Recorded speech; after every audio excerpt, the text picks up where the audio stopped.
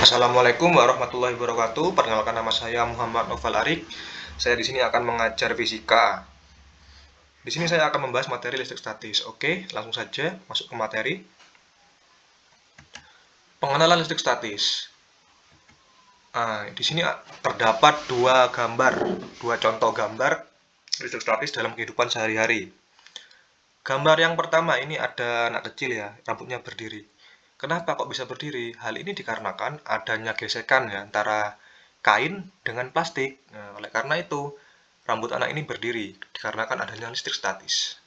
Gambar yang kedua ini ada contohnya kucing, rambut kucing sama styrofoam. Ini juga contohnya listrik statis dalam kehidupan sehari-hari. Jadi apa itu listrik statis? Listrik statis adalah suatu gejala yang ditimbulkan oleh perbedaan muatan yang dimiliki oleh benda. Sebelum kita tahu lebih lanjut muatan, lebih baiknya kita tahu atom dulu. Apa itu atom? Atom adalah bagian terkecil dari suatu benda yang tidak dapat dibagi-bagi lagi. Contohnya, saya mempunyai buku kertas yang saya sobek-sobek hingga partikel terkecil. Dalam partikel tersebut, pada gambar ini terdapat atom. Atom sendiri merupakan adalah apa? Adalah kumpulan dari proton, neutron, dan elektron. Nah, jadi yang positif ini namanya proton, yang negatif elektron, dan yang netral, nah ini apa? Neutron. Oke. Kita contoh ini, ada cara memberi muatan. Cara memberi muatan. Contohnya antara penggaris dengan kain wol. Nah, jika penggaris digosok-gosokkan ke kain wol, apa yang terjadi? Nah, yang terjadi, kedua benda yang awalnya netral nanti elektronnya akan berpindah atau saling memiliki muatan ini, dua benda ini contohnya.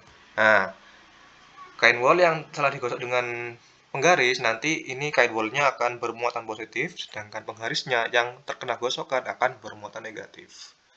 Mengapa demikian? Hal ini dikarenakan karena benda bermuatan setelah penggosokan disebabkan oleh apa? Efek tribolistrik atau triboelektrik. Nah, ini berikut adalah deret triboelektrik. Jadi semakin ke bawah apa? Semakin mudah memberi elektron ya. Semakin ke atas semakin sukar memberi elektron karena elektronnya banyak. Nah, gitu. Kita ambil contoh nih, gambar. Misalnya antara wol sama plastik. Nah, si wol ini akan mentransfer elektron ke plastik ini. Nah, oke, begitu. Mentransfer si elektron. Contohnya lagi, kalau kita antara rambut manusia sama apa? Sama styrofoam juga. Nah, ini juga rambut ini akan mentransfer elektron ke styrofoamnya. Contoh lagi antara apa ya?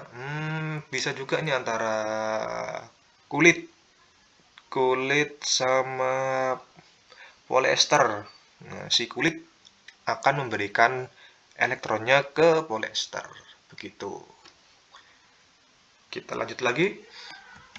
Interaksi benda bermuatan. Jadi antara benda bermuatan positif dan bermuatan negatif akan saling tarik-menarik karena beda jenis. Sedangkan benda yang bermuatan sama, misalnya di sini adalah contohnya itu bermuatan positif dan positif akan saling tolak-menolak karena sejenis gitu.